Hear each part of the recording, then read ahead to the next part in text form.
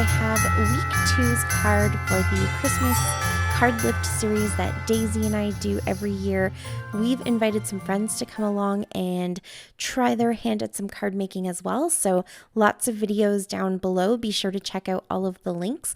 And this week's card is another one that I picked.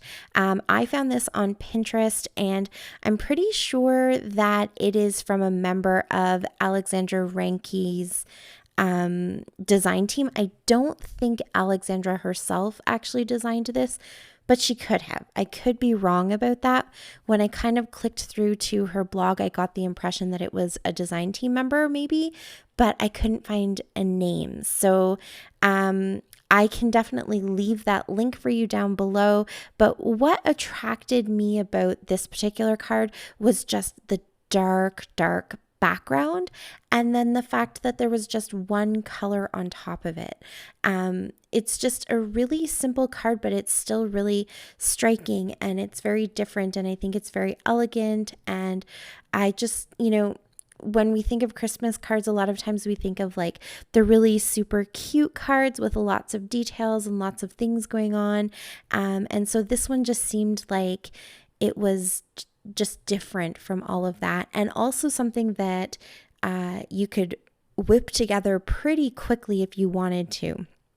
Now, with that being said, this was definitely an adventure, and a lot of learning happened during this card making process.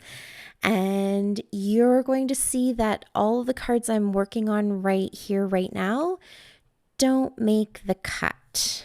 I left them all in because I really wanted you to see sort of what my thought process was and sort of where my initial inspiration was kind of going, the direction that it was taking me in. But I don't know, I just didn't like them. So at first I thought I didn't have any cardstock that was that really beautiful dark color. I could have even gone for maybe like a dark navy or a dark purple, but I just didn't have any of that cardstock. So I thought I would go ahead and do some watercolor backgrounds. And I wanted to try a couple different techniques. So with the blue that you see where I have my little snowflake and the green, I sort of did an ombre technique where I actually painted the backgrounds first and then decided to add things on top. So I put a wood veneer tree, and then I splattered with some Heidi Swapp Color Shining Gold, and that was sort of one card idea, trying to get that same feeling of one central image and then the radiating dots coming from it. And then the other one here, that card I just showed you, was a snowflake. So I embossed the snowflake and kind of made it pretty and glittery and put that on the dark blue card that I did. And then I just used white acrylic paint to create the dots and kind of let them scatter out. So I started by actually putting dots with the paintbrush, and then I splattered as I got further away from the snowflake. I do think both of those turned out nice. I got a big, beautiful gold drop on the white border of the card on the green one, so it kind of lost the effect, but I can easily pull off just the green piece and put it onto another piece of cardstock, so I'm not too worried about that. I did like those, but they just didn't wow me. And then I tried using some gold embossing powder, and I have a little stamp from Stampin' Up! That had a few little dots to it. So I thought, okay, I can kind of dot these all around the star, and then go in maybe with a pen, a gold marker. You can actually see it there on the left-hand side, and fill in the spaces. But me and embossing powder, we don't really get along. And if you've followed my channel for a while, you have definitely seen the roller coaster adventures I've had with embossing powder, and this was no exception. I made a mess, and it didn't emboss as nicely as I thought it would. I tried putting the cutout star where I wanted the sort of the center of my cardstock to be, my back piece to be. And then I thought I could use my little stamp pad, and if I just kind of touched around the edge, it would have sort of a concentrated dark border. I didn't like the way that looked.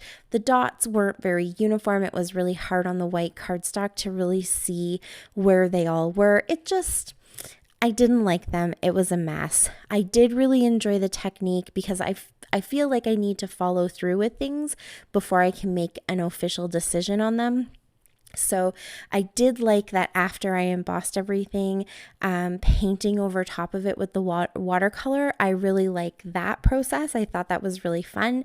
And I do like the colors and how they all kind of work together, but the cards just weren't wowing me. So I put them away. I won't get rid of them. I'm sure I can find a way to use them to jazz them up in some way or another. And it definitely wasn't a waste of time because I did learn a lot of things, and I think if I wanted to try any of those techniques again, I definitely learned some useful tips to try to have a better go of it next time. But you can see here, it's lighter, it's the next day, and I just needed a fresh kind of approach to everything. So I showed you that paper pad that I have. I got that at Dollarama, and it had this beautiful paper with these red foiled poinsettias, and I thought that would actually look quite pretty, kind of radiating out from a white background.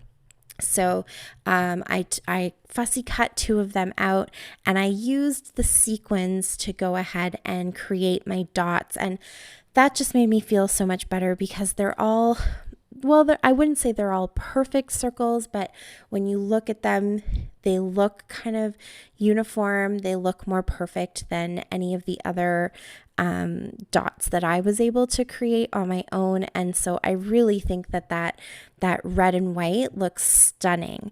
And then I did have one more gold card base from the last cards that I made, and I thought it might be fun to do just a little touch of my own spin on things. So here I used the gold background, and then I added gold stars and gold sequins on top of it, and used one of those Christmas tree wood veneers. And so here it's actually the reverse. So the tree is what is the different color, and then all of the stars kind of blend into that background. And I think this one turned out really nice. This is the one my kids like the best because they just think that all of those gold stars are really pretty.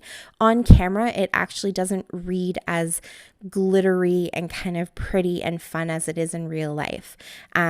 And so here I just wanted to add this quick sentiment. I still haven't pulled out all of my Christmas stuff, so I'm missing a few Christmas stamps that have longer sentiments. I think that would have worked a lot better than this one, which is sort of more like the Mary is on top of the Christmas, but it's what I'm going with, and I'm okay with that. So I'm just going to heat emboss that in the gold.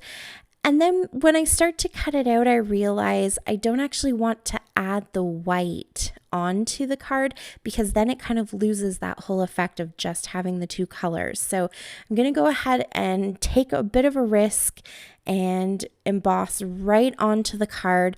And funnily enough, the embossing powder is almost the exact shade of this card. So it doesn't show up quite as much as I thought that it would, but that's okay. I'm okay with it blending into the background because that's sort of what the card was supposed to do anyways, I guess. So I'll just go ahead and heat it up right onto the card. I'm just using a dry brush that I've never actually used for watercolors before because it has a really nice fine tip. So that's what I was kind of cleaning it up with a little bit. And it turned out really, really sweet. And then here is the other red and white card that I did. I kind of put those sequins into a bit of a pattern, and I just think they turned out beautiful. I'm so much happier with these ones. And this is definitely another quick, easy, simple, beautiful card that you can add to your arsenal. I love the way that these ones turned out. Thank you so much for watching and following me along on this adventure in card making. And until next time, happy scrapping. Bye.